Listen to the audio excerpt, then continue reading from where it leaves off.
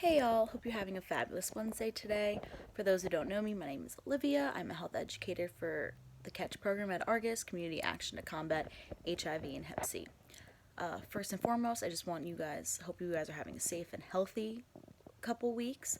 I know it's been very hard, especially if you are working from home and you're not usually used to working from home and it's put in a different routine, and also to all the essential workers who are still working to keep us safe. So it's been very hard, and I understand that, and I hope you guys are keeping your emotional, mental, and physical health in check, and spending time to focus on that, even though it's been very hectic. One of my roles as a health educator is sexual health counseling and group sessions of some sort. Um, so I do test for HIV and hepatitis C, but that's not really what I only do.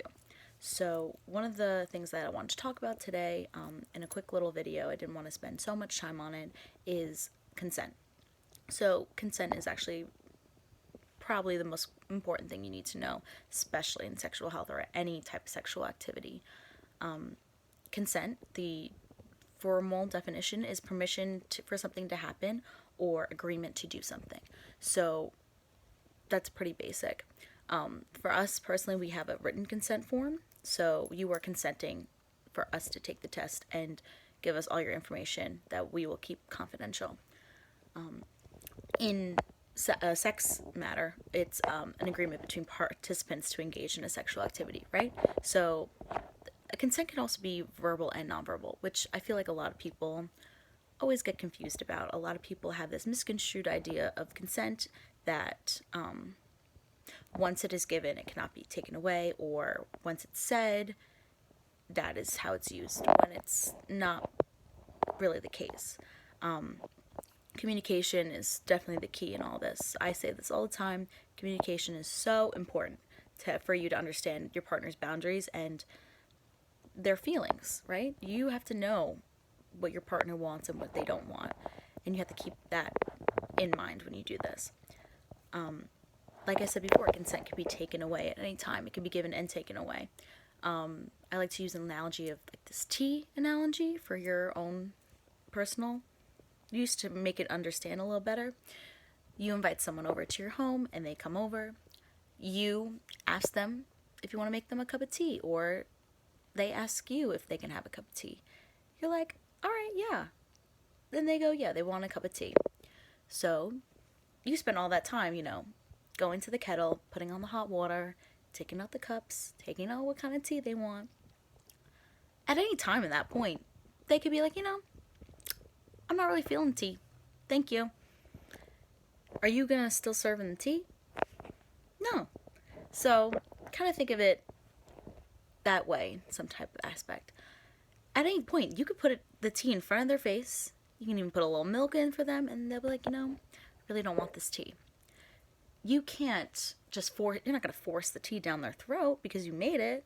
No, you're going to respect their wishes and just go away with it. That's the same with sex. No matter in the foreplay, in any time at that point, they could still say no, and you have to abide by that. Your pleasure cannot be put in front of their feelings at that point, no matter how hard it is. I think we should all know that. Your pleasure cannot be put in front of their own feelings. Now, a lot of people do not know that. I think that's probably one of the hardest parts of consent, because a lot of people have been put in a position that situation before, and I understand that. But you should know that no one else's pleasure is over your feelings, and vice versa. I think also another aspect of it too, besides sexual activity, is the use of contraception and the use of any type of toys or other products that you want to use in sex.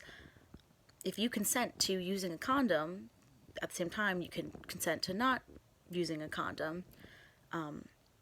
Your partner should not take off a condom in the middle of an activity, or without your knowledge and without your consent. I think that's something we should all focus on too as well. And same with any other toys that you want to use. If they want to use a toy, you have to consent to it. Also, coercion, which, confuses a lot of people.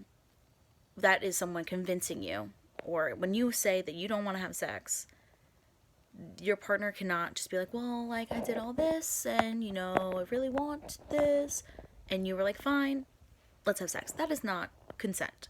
You did not want to have that sexual activity, and they convinced you otherwise. That is so important to understand. And if you are in a situation, or you're in a partnership or relationship that does that, you need to talk about that, know your boundaries, know your partner's boundaries, and get out of it. That's all I'm going to really talk about today. So I hope you guys are having a great Wednesday. If you guys want to hear more, or, request any other type of sexual health topic, I will be gladly, and my other team will be gladly to, do this more. And this is a new trial run for us to go completely digital. So, all right, guys, I'll see you later. Bye.